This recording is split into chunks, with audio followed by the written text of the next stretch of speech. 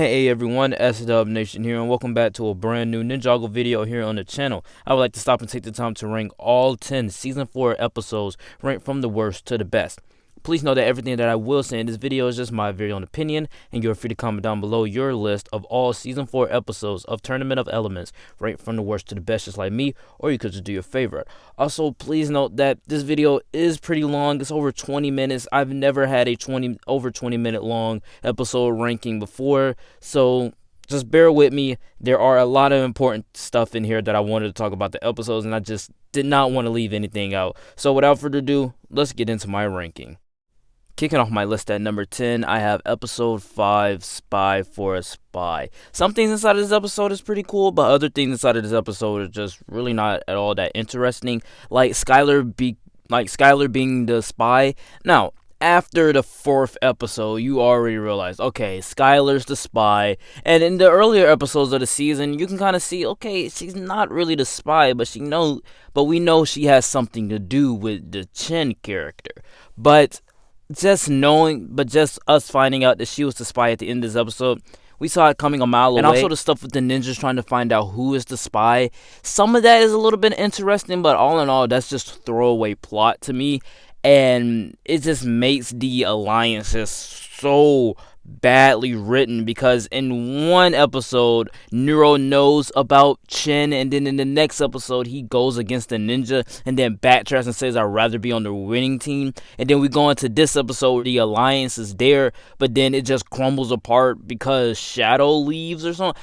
I don't understand why they would even try to have an arc where there is an alliance, because it just comes off as being a throwaway plot line. And I just really enjoyed everything about other people's arc than the one that we was actually supposed to be focusing on this entire episode. But also we get an amazing fight sequence with Nia that shows that Nia has been training and Nia can hold her own in a fight against Klaus. Coming in at number 9 for me has got to go to episode 4, NinjaRoll. NinjaRoll was an episode that I was very much anticipating. Now, something that you guys don't know, I actually saw the first 3 episodes before they actually ever premiered. So I was actually anticipating episode 4 for a very long time. And it kind of did meet my expectations, but at the same time I was like, okay, ninjas on roller skates.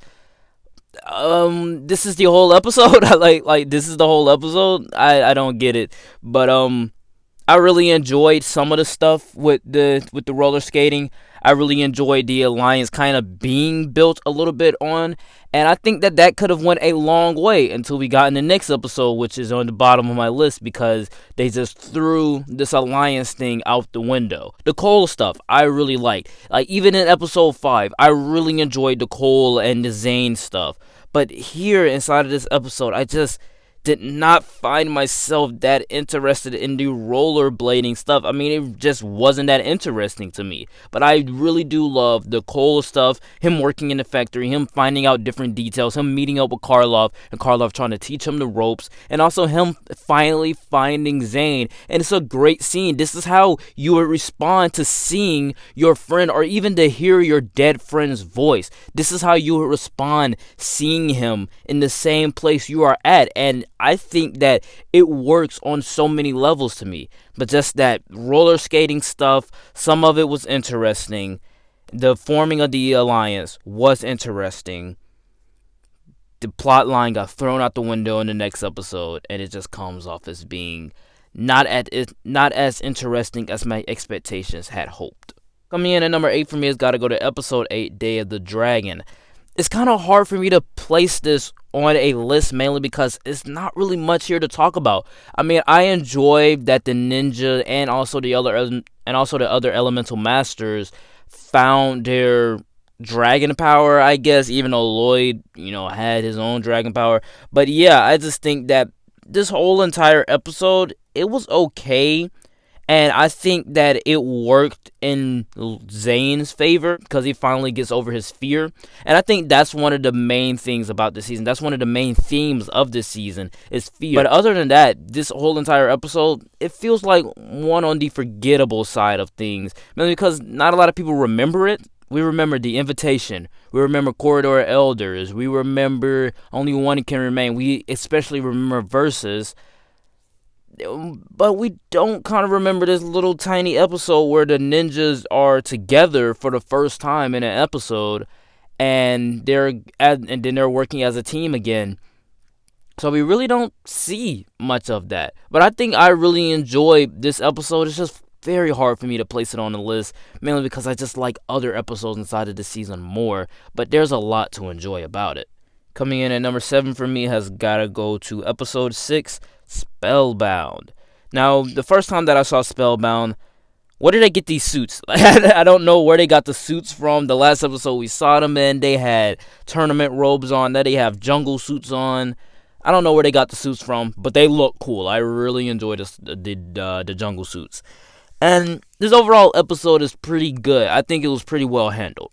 And the main reason for that is because, okay, the alliance is now broken, which is kind of, a retcon of what happened before. Well, not really a retcon, but kind of like a rewrite of what happened before, because the alliance wasn't even there, and then they made the alliance started mending, and then in the next episode, the alliance was there, and then at the end of that episode, the alliance broke up, and now in this episode, the alliance is split up, and everybody hates each other now. Now, aside from the stupid alliance writing, I really enjoyed this episode. I mean, just seeing the Elemental Masters finally see that, okay, this is not even a tournament anymore. This guy is out to take our powers. He wants power. And we fell into that trap. The ninjas warned us, and we fell into that trap. So I like the way that they pick off the Elemental Masters, especially the ninja, one-on-one. We also get a little bit more backstory on the Garmadon and Chin relationship inside of this episode. And we also get to see why Misako actually fell in love with Garmadon, and it was a very deceitful reason, but I really enjoyed that backstory. And I just love the way this episode ends off. It ends off with a bang, with Nia saying, they got everyone, Lloyd, it's up to you, it's here, you got the spell, this is what they're planning, it's up to you, Lloyd. And I think that was so great to me, with all the Elemental Masters getting captured. It was just a great time, and especially with Kai finding out that Skylar was actually Chin's daughter. I really enjoyed what they did with Kai inside of this episode, so I gotta say, this episode is very good. But then again, just like my last ranking, I have other episodes that I love way more than this, but this one is just so great. Coming in at number 6 for me has got to go to episode 10, Corridor of Elders. Corridor of Elders is actually an episode that I would rather skip, mainly because, it's the finale, but at the same time, it's a big departure from what this season started off with. We started off with the Anaconda Warriors leaving an invitation to go to an island for a tournament of elements, and then we end the season off with snakes again. We end the season off with ghost snakes coming out of a portal and taking the real snakes, the real living snakes, and then taking them up into the cursed realm, and the ninjas win. It is a very big departure from what this season started off with. The season started off with a tournament of elements, and then we have little secrets of a spell, and then we didn't know about the Anaconda spell until like the 5th episode or even the 6th episode, and then we have 4 episodes left inside of the season. Now, granted, there is a little bit of setup for this finale. But at the same time, I just think that, wow, this is a big departure from what we started off with. But I do like the episode nonetheless. I love the war. I love seeing Lloyd take the charge, take the lead. We are one. I really enjoyed what they did with Lloyd inside of this episode. And I also loved what they did with Garmadon, with him making the ultimate sacrifice, to sacrifice himself, to go inside of the Cursed Realm, just to bring the Anaconda generals out. I really enjoyed what they did with Garmadon. This whole entire episode, big departure from what we started off with, but I think it is a very much satisfying conclusion. And also that little tease at the end with Moro. really enjoyed that, even though his voice does sound a little bit different than what he does a few months later. Real quick, before I get into my top 5 list, I'd like to take the time to say that if you are a fan of Ninjago, which you probably are, that's why you're watching this video. Click that playlist up above for everything Ninjago related that I have on my channel. Also, if you are a fan of DC, I am doing a DCEU rewatch on my podcast. It's called The Regular Podcast, and that link is always in the description and in the comment section, and we will be uploading Wonder Woman on Wednesday. Without further ado, let's get into my top 5. Also, RIP Kirby Morrow. Kicking off my top 5 list has got to go to episode 1, The Invitation. Oh my god, The Invitation is just such a good episode. I think we're getting into the 10 out of 10 episodes right here because I really enjoyed The Invitation. I mean, we saw a little sneak peek of The Invitation after the finale of season 3, and I was like, okay, what are they doing? Is that Zane in the robe? Is that Zane in the cloak? What are we doing now? And then when we first saw just that opening sequence with Lloyd doing a siege, a little heist, I was like, okay, this is where this season is heading. Okay, we still got the Ninjroids. Okay, that's cool. And then it didn't go that route. Like, literally, the entire opening sequence is just him training, and then he has to go recruit the other ninjas to get them to, like, actually sit down and talk with him about who are they going to get to replace Zane. And I really enjoyed that. I really enjoyed seeing how the other ninjas' lives are. I really enjoyed what they did with our ninja inside of this episode. The Invitation is mysterious. We also have Chen's Island being mysterious. We also get to see more elemental masters. This is just amazing. Like, we've never seen any other elemental masters except for the ninjas. And this, like I said, this season just looked like it was off to a great start with so many mysteries. And we also got our first look at the new Titanium Zane, which I was like, yes, Zane is back. I knew he was going to come back, but Zane is back in a new form, and he looks more robotic than ever. And as the first introduction to Tournament of Elements, it sold me on what this season was going to be. Coming in at number 4 for me has got to go to episode 7, The Forgotten Element. Now, again, just like with Day of the Dragon, this is another episode that is very much forgotten. And I really loved this episode. I really enjoyed The Forgotten Element. And that's mainly because, okay, Lloyd is the only one left. He is the only elemental master left, aside from Skylar. So he is the only one left that Chen needs his powers. So he goes in there with Nia and Garmadon on a siege to break them out. And I think that was just amazing how they executed that. And then with Kai's betrayal, and even when Kai first got Lloyd, I had a feeling, I'm like, Kai just turned evil. This is my favorite ninja, and he just turned evil. He gave Lloyd to Chen. Chen could have killed Lloyd. But Kai just gave him right up. And then we realized that, okay, the plan was Kai and Skylar basically deceived Chen at the end of the day. And also, it just made me love my favorite ninja even more, because when he was holding the staff, he basically just said everything that was on his mind, everything that he felt about Lloyd being the Green Ninja. He wanted to be the Green Ninja. He felt as though he should have been the Green Ninja. All of that power went to his head, but at the same time, it felt like he was still expressing his feelings and the feelings that he's been holding back ever since episode 10 of season 1. I just loved what they did with Kai inside of this episode. And also that little fight sequence with Lloyd and Chen. I really enjoyed that fight sequence right there.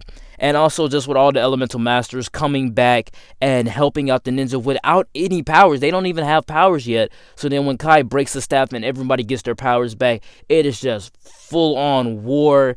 And the Anaconda warriors can't even hold them back because they're all united. And then we also have the ninjas coming back together as a full team again, doing Spinjitzu. I loved this episode. Oh yeah, and we also get a little bit more backstory on Chen, which makes me love Chen even more. Kicking off my top 3 list has got to go to episode 9, The Greatest Fear of All.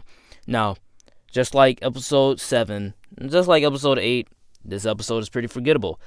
I remember it a lot because it showed that Lloyd is actually afraid of things. That fear can do a lot to a person.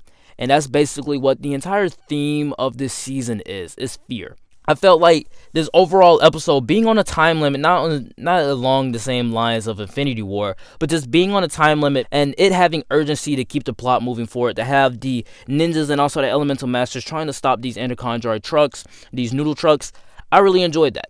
And at the end of the episode, when they find out that the trucks are empty and that Chin, the mastermind behind all of this, was the one that was leading the ninja away from the city, I really enjoyed what they did with that, mainly because it showed that the ninja's greatest fear was that they did not want the next Serpentine War to happen. They did not want that to happen.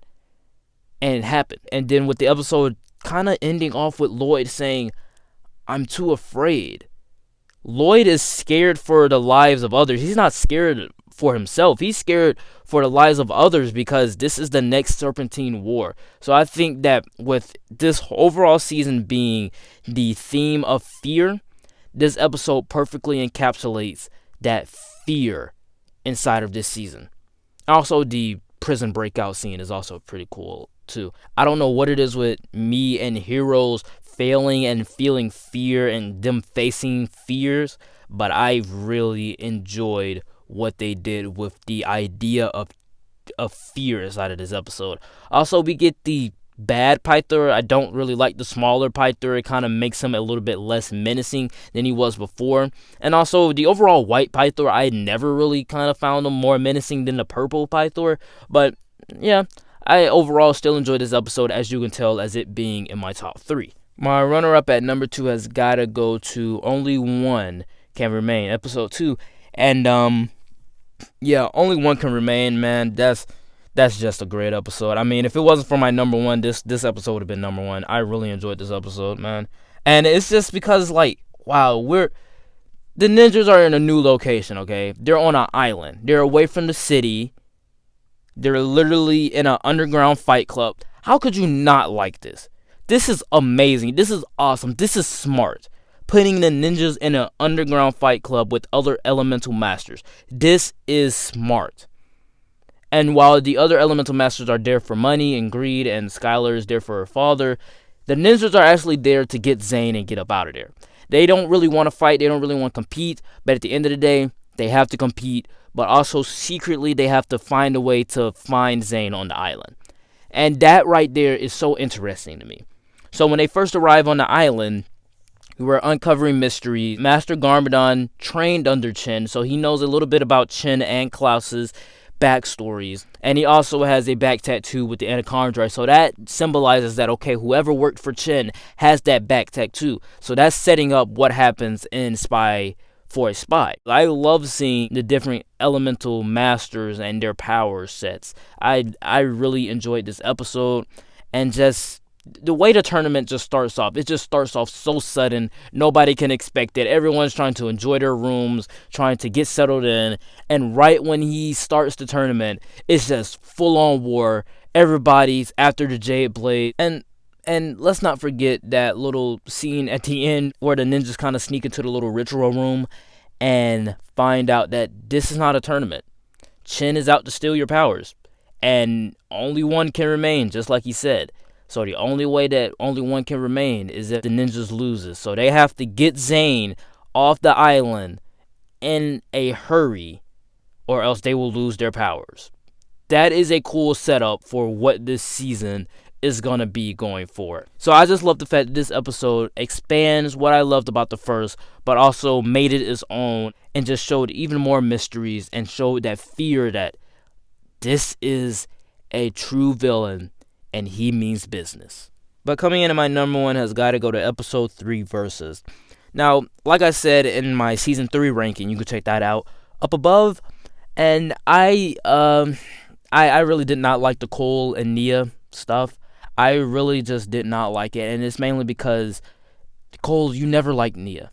What's the point of you trying to express your love for Nia inside of this season where you never loved Nia? So I just love the fact that just straight off the bat, the first 3 episodes, bam, that's done. That Nia Cole stuff, yeah, that's done. I mean, even Nia was talking about Cole in the first of the episode, yeah, that's done. I love that. I love that. And that's not the reason why this episode is the number 1, but I just think that it has setup. Okay, the Jay and Cole stuff had set up. They also kind of led into season 4. So I love the fact that it wasn't just like a throwaway thing. No, it continued itself into season 4. That tension is still there. Yes, they may still be friends a little bit, and they still are working together, but at the same time, they are still that tension is still there because Jay loved Nia. Cole really didn't like Nia, and Nia chose Cole. So that tension is still there. So when they are actually putting their own brackets to fight each other, and with their urgency to kind of prevent the fight, to find Zayn, they're trying to find Zayn before this fight happens. So I love the fact that they recruited Neuro to go into the little scroll place to try to find the scroll. Just that worked for me a lot. And also with Neuro reading their minds. And even though in episode 5 he did kind of sell them out a little bit with him saying, I don't know what I saw, I just want to know more about that staff. But I really enjoyed what they did inside of the season with Jay and Cole's arc. And it just perfectly concluded Cole and Jay's arcs with this Nia feud. Because honestly, why are you fighting over some chick? Like, why are you fighting over some girl when you guys are best friends? Like, Cole and Jay, y'all have been friends longer than Nia was ever in the picture.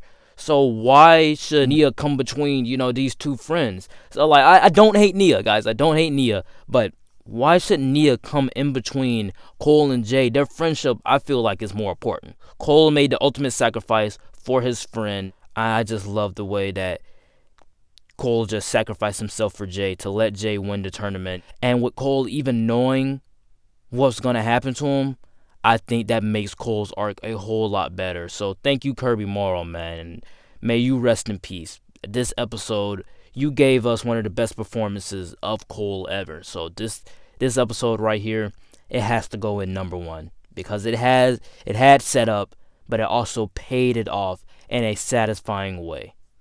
Also, yeah, we also have other rounds, and we also have other rounds in the beginning of the episode with like the other elemental masters. All that stuff is great. That stuff is perfect to me. This is a tournament of elements. They are actually in a tournament. It's every man for himself. So if you don't want your powers to get taken, you have to win. Only one can remain. So I think this episode versus has to go in at number 1.